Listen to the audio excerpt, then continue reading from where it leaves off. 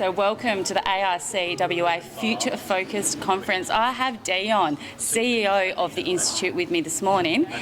Everyone's setting up here. I know, it's been a really big day, and actually I'm a little bit stressed, but I'm doing all right, I think. Well, it's the calm before the storm, right? Before everyone come and inundates this space. It's like the exhibitors. How many we got today? I think we had, in the end, we had 20, and it's the biggest we've ever had. And it sort of reflects how the industry's been changing. There's a lot more service providers, a lot more, I suppose, companies that are really working closely with conveyancers and their clients. That's exciting. And you're saying that is like the biggest conference in the world? Yeah, so we did a bit of research in this, and it's a boast, I know, but so we looked at what's happening in Las Vegas, in Canada, in the UK, in Ireland, in Scotland, and New Zealand, and this is it. This is the biggest conveyancing conference anywhere in the world. That's so exciting. It's going to be such a great day ahead. Now, it is July. I've just seen something on your table. What the hell is this, dude?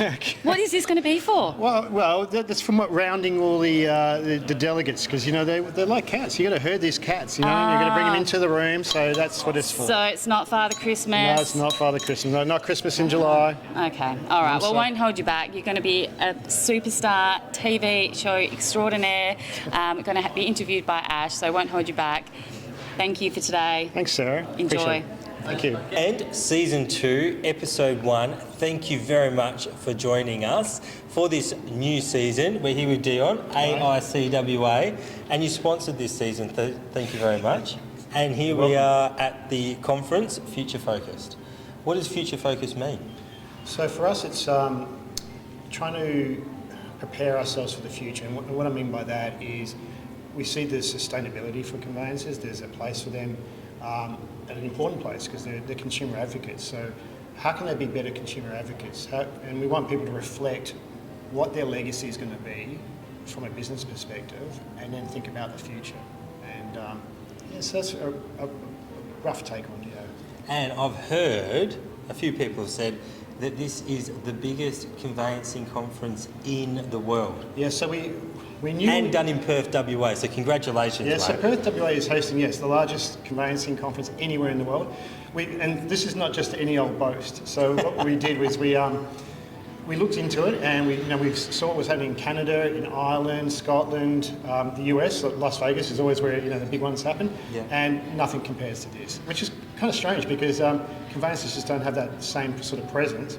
They don't also have that many companies that are servicing the conveyancing industry. So here, particularly in Western Australia, we've got a lot of companies now who got into PropTech and are now servicing conveyancers. So that whole community is really growing, and that's what today's about, showcasing them. What I've seen from this morning is there is such a buzz, it's electric, and a lot of smiley faces. You just sort of see what such a good cohort you have.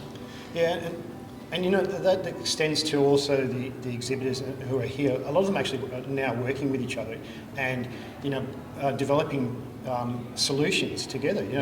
Which is great. These are companies that are seeing opportunities and going, right, let's work together. Exactly. They're not even trying to compete against each other. They just want to putting their hands around each other and going for it. Right. And that's what I love. And this is their opportunity to speak with the conveyancers and get a feel for what they need. Where's those sort of gaps in there, where they can get some efficiencies and so forth. So, that's why everyone's so happy. It's a great opportunity, it's a really positive vibe. But with smiles, there sometimes can be frowns. So what are some of the challenges that you're hearing the sector going through at the moment? Yeah, one of the biggest ones is that in order to get lots of information, you have to get you have to do inquiries from different places. So an example might be you get certain information from Landgate, you get certain information from the local government authorities, your local councils, you've got to get information from Watercorp. There's all these different government agencies, and none of it's actually being condensed into one single hub where you can actually make an inquiry. And so day to day, you've got settlement agents, conveyancers, they're going all over the place trying to get the information that they need to pass on to consumers. So they're actually crying out for a centralised sort of property hub, for a better word, I suppose. And how would that work? Would that be under a current government agency that then the conveyancers can go to and pull the data from? Yeah, look, I suspect it would be. That's probably the best way it would work, because you need that sort of single point of truth that is trusted and will continue on irrespective of the market conditions. So a government agency is an entity that can do that. They're not necessarily worried about making profits. They ride the rough. Providing a service, right, for the community Yeah. to function better. So will that be over the next 12 months that you try and approach and knock on some doors? Yeah, so we've been advocating for this for a while now. We haven't been shouting from the tallest building, but we've been calling for it. There is a system at the moment called EAS2. It's 21 years old, and it's way past its use-by date. It needs to be built in a more robust fashion. I think that somebody needs to step up and actually build it for the government. So there's the opportunity for a private sort of entity to come in. Yeah. Party product. And you did have there's a ideation session where it's giving opportunities for innovators and leaders in the space to come together, understand the challenges, come up with some ideas, provide some solutions.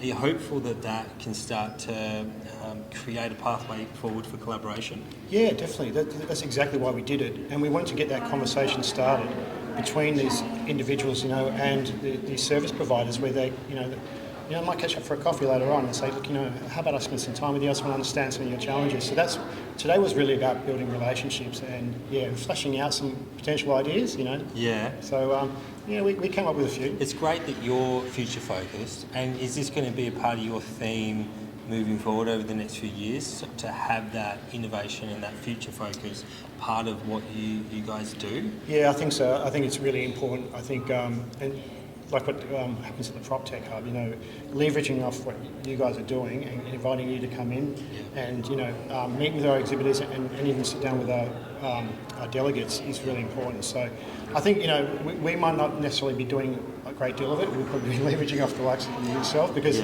that's where the expertise truly lies, is getting you guys to come in and sort of facilitate stuff. So outsourcing it, getting it in, but allowing your cohort to benefit from it. Yeah, exactly, yeah. So talking about PropTech Hub, we declared that Perth will become the PropTech capital in Australia within the next 365 days. From what you've been seeing, do you think that's possible? Yeah, I do. And there's a couple of reasons why I think, and this is probably a strange sort of thing to mention, but many years ago when you wanted to release a product, you would release it either in WA or South Australia, because it was a small market. You could quickly determine whether it was going to take off.